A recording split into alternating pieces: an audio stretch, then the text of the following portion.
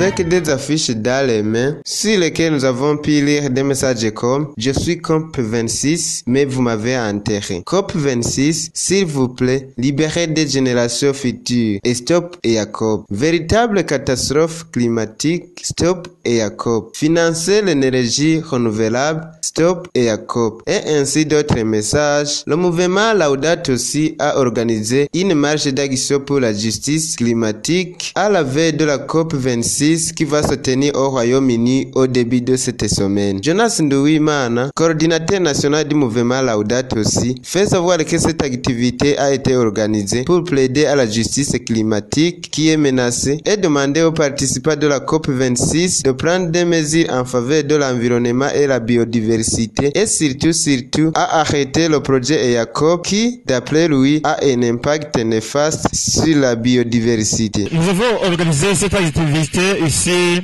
à Buterere, dans la ville de Bujumbura, dans le but de s'associer aux autres associations et organisations pour plaider pour la justice climatique qui est menacée actuellement.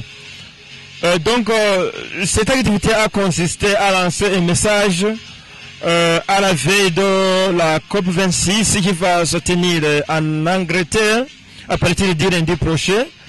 C'est dans le cadre d'inviter les gouvernements ou bien les représentants des gouvernements pour qu'ils prennent des mesures audacieuses en faveur de l'environnement, en faveur de la biodiversité qui est menacée actuellement.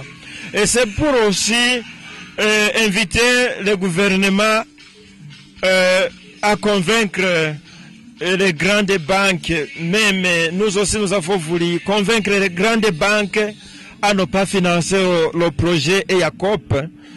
C'est un projet d'extraction des combustibles fossiles et dans le lac Arubel, c'est en Ouganda. Mais c'est un projet qui a beaucoup d'impacts, qui va avoir beaucoup d'impacts négatifs.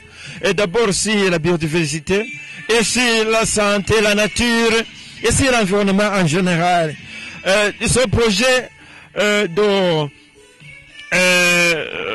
d'installation de gazéodiques dans le parc d'Ouganda va forcer environ 14 000 familles à se déplacer. Ça comptait combien d'espèces animales, d'espèces végétales qui vont disparaître. Donc c'est dans ce cadre que nous avons organisé cette activité en tant que mouvement Laudato Si au Burundi pour appuyer les autres associations, les autres organisations à lancer notre voix en solidarité. Et quant à ce coordinateur national du mouvement, des motivations les ont poussés à organiser cette activité ce 29 octobre 2021, journée mondiale dédiée à l'action pour la justice climatique. La première motivation est que le 29 octobre, c'est la journée mondiale d'action pour la justice climatique. L'autre motivation, c'est que nous voulons qu'il y ait la justice climatique. Donc nous exigeons la justice climatique. Comme nous connaissons ce qui pollue notre environnement, comme nous connaissons ce qui finance notre destruction, nous avons voulu lancer la voie pour que ces projets cessent immédiatement.